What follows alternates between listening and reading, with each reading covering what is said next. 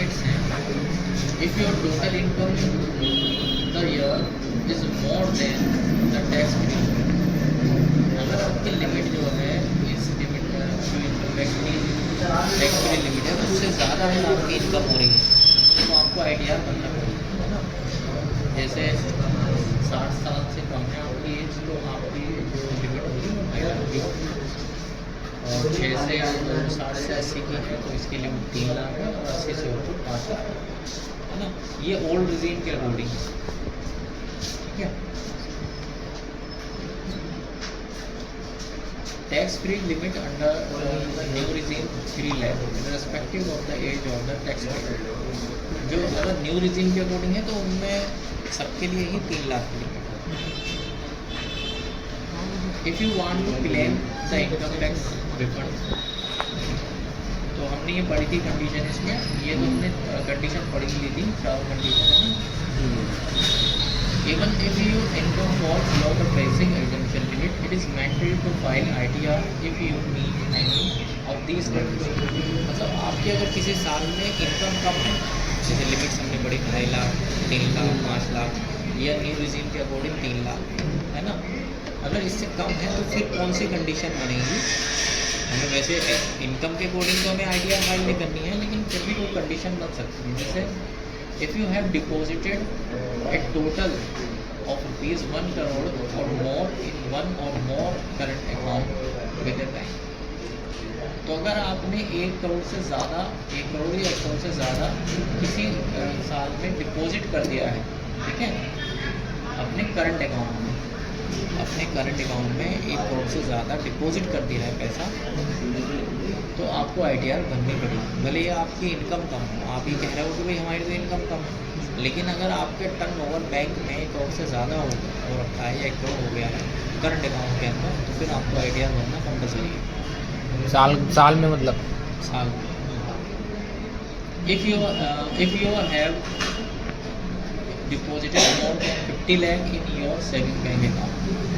अगर आपने अपने सेविंग बैंक अकाउंट में 50 लाख से ज़्यादा जमा कर दिया है पैसा, ठीक है, किसी फाइनेंशियल ईयर में, तो आपको ITR भरना कंपलसरी होगी, भले ही आपकी बेसिक एग्जम्पशन लिमिट कम हो। आप ही कह रहे हो कि मेरी 2 लाख इनकम है ना। If you have spend more than 2 lakh on foreign travel whether for yourself and for any other person, तो अगर आपने कोई खर्च किया है, चाहे वो अपने ऊपर या किसी और के ऊपर, जो कि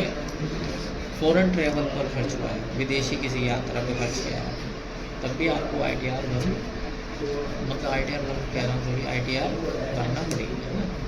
वह जैसे हमारे फ़ोन पे में पैसा आते हैं, मतलब जैसे हमने डलवा लिया 50,000, 60,000, अब साल में 50 लाख हो गया, जैसे डिपॉजिट होते हैं, जब भी हमें मैंडेटरी है।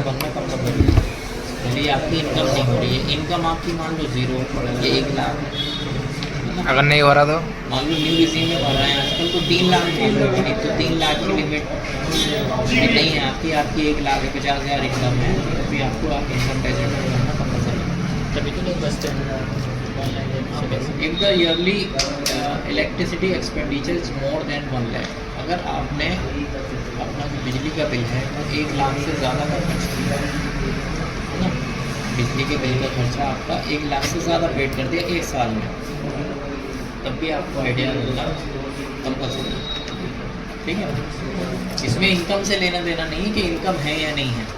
इनकम है तो भरनी है आप, 3 लाख से ज़्यादा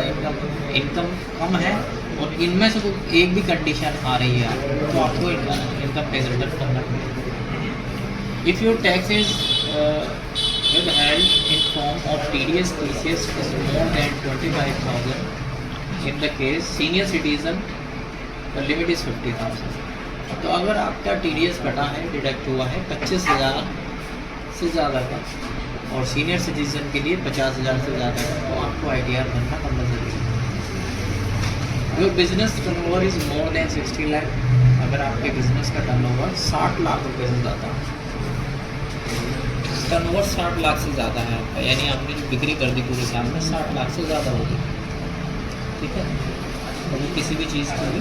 तो आपको इनकम टैक्स रिटर्न फाइल करना है। Income from your position is more than 10 lakh,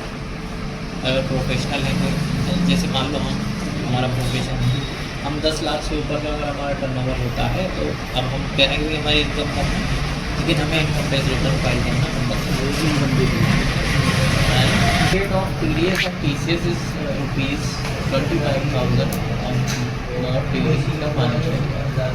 तो ये ऊपर ही बात है TDS TCS अगर आपका टोटल मिला के 25,000 से ज़्यादा है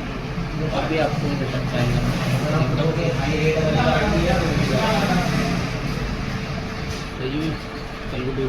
राइस जो